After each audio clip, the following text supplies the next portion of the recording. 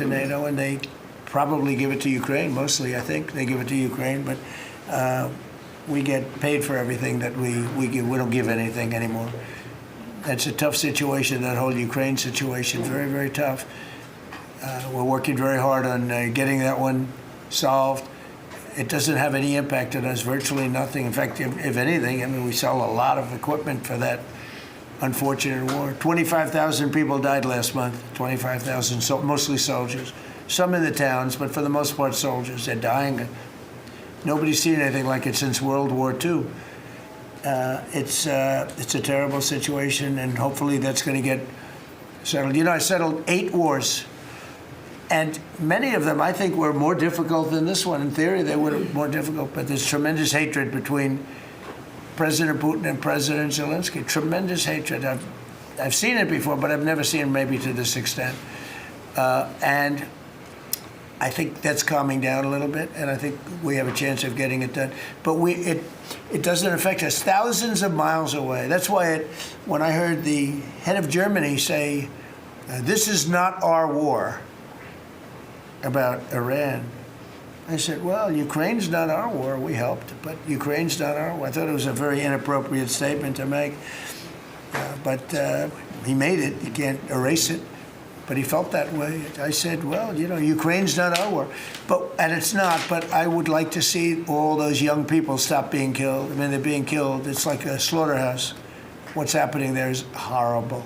25,000 on average. 2 months ago, it was 31,000 people died in 1 month, Marco, right? I said, it's getting crazy. It's getting worse. Think of it, 31,000 soldiers, both Russian and Ukraine, died 2 months ago, 25,000 last month. And if I can solve that, it would be a great honor to do it. I wish it could have gone faster. I solved other ones in 1 day that had been going for 32 years. We stopped one that was starting. It was already started. India and Pakistan, and the Prime Minister of Pakistan, a very fine gentleman, said President Trump solved something that was going to cost 10 million lives. That was going to cost a lot of lives, 2 nuclear nations. And those were complicated, but we got them done quickly. This one is, it's a shame. And the only reason I'm doing it, frankly, is because I want to stop death. I want to stop the death from happening. I think I'm going to go with a man that I've missed, Brian. I haven't seen you in a long time. I miss you. He's been in a very strange location. I don't know.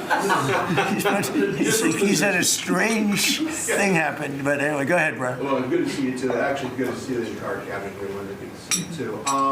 You talked about gas prices coming down. Yeah. Obviously, they will. Would you ever consider suspending the federal gas tax in order to kind of temporarily alleviate some? Well, some people should do that. As an example, in California, every time prices go down, his prices go up because the gas tax is bigger than the tax itself, bigger than the product itself. It hasn't. I mean, we've thought about it, I guess, but honestly, when I did this, I knew it was going to be a little bit. We had the greatest economy ever. We had the greatest stock market in history. I said, we're going to take a little bit of a hit, a short-term hit. It's going to end up going much higher than it was, in my opinion. I said we're going to have a great stock market. Nobody thought we could get to 50,000 or 7,000 in the respective indices. Nobody thought that was going to happen, but it did in the first year. They said it couldn't happen in 4 years, that you wouldn't hit 50 in 4 years, but you could maybe get close. We hit it in the first year. And I said, this is a good time to solve a problem that you had to solve.